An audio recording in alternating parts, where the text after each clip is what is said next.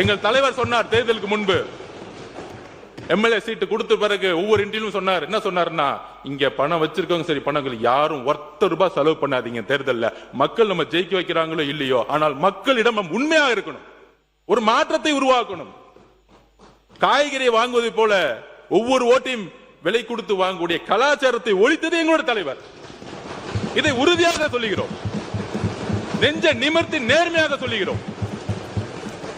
ஏன்னா நான் யாரையும் குறிப்பிடல, நான் யாரையுமே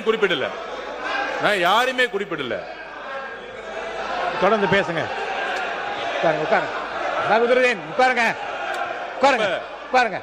நான் யாருடைய பெயரையும் குறிப்பிடல. இருங்க, ஓட்டுக்கு வருவாருங்க. ஒரு முன்னுரையை சொன்ன பிறகு வரட்டுங்க. இருங்க, ஒரு முன்னுரையை சொல்ல உரிமை அவருக்கு ஜனநாயகம் இங்க இருக்கிறது. சொல்லுங்க.